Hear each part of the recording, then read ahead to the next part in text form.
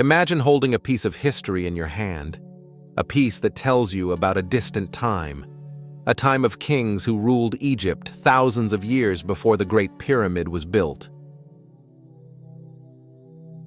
Welcome to Mythic Egypt channel, where the sands of time reveal the secrets of pharaohs, pyramids, and gods.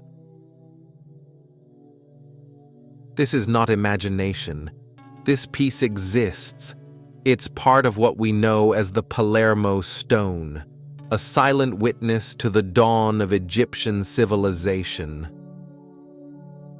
The Palermo Stone is more than just a stone. It's an extremely rare king list, recording the names of Egypt's earliest rulers, even before the unified dynastic period.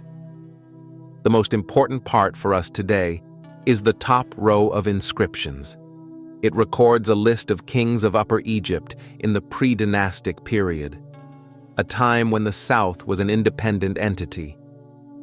The names of these kings are very mysterious. Some are just symbols: a falcon, a scorpion, perhaps a name we haven't heard before like scorpion shell. We don't know much about their actual rule. Did they rule small towns, tribes? Was their authority real or symbolic? The questions far outweigh the answers. But their presence on the Palermo Stone is highly significant. Why did later Egyptians preserve the names of these early kings, even the mysterious ones? The answer lies in Egyptian religion and the concept of divine kingship that was forming during this period. The king was not just a ruler, but a link between heaven and earth. Even these early kings listed on the stone were later viewed as part of a lineage whose legitimacy came from the gods themselves. The god Horus, symbol of the sky and authority, was seen as the patron of the early kings. Each new king was considered a new embodiment of this god on earth. Their task was to bring and preserve Ma'at, cosmic order. This means their rule, even if limited in scope, had deep religious significance. Recording their names on the Palermo Stone wasn't just history. It was part of asserting the religious legitimacy of rule in ancient Egypt. They connected the present to a sacred past.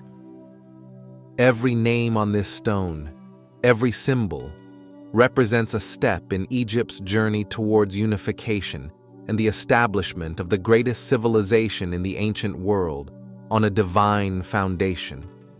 But let's return to the mystery of these early kings.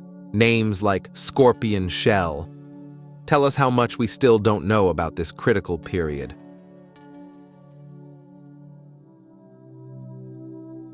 The Palermo Stone itself isn't complete.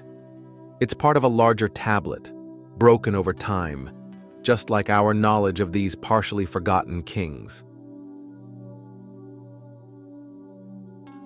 Every new archaeological discovery from the pre-dynastic era, from Abydos or Hierakonpolis, can add a new piece to this historical and religious puzzle. Through these fragments, these ancient inscriptions, we can begin to understand not just who ruled, but how early Egyptians viewed rule and authority from a deep divine perspective. We might not know many details about Scorpion Shell or other kings from the top row on the Palermo Stone, but the mere presence of their names, even as symbols, on this ancient document, confirms to us that the Egyptians considered their rule an essential part of building their God-supported state. The Palermo Stone is not just a stone. It's a window into a mysterious time, a time when the pharaohs were born, and the idea was born that the ruler is the shadow of the gods on earth.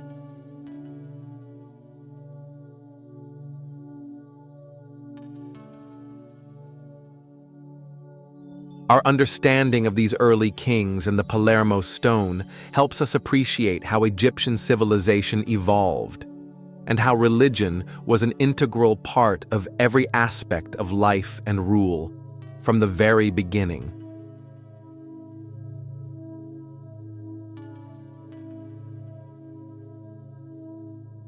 So, the next time you think of the great pharaohs, remember these partially forgotten kings, the kings of the Palermo stone, and remember that their story is the story of Egypt's dawn and the dawn of the gods' rule on earth. The mysteries of Egypt's beginnings are endless.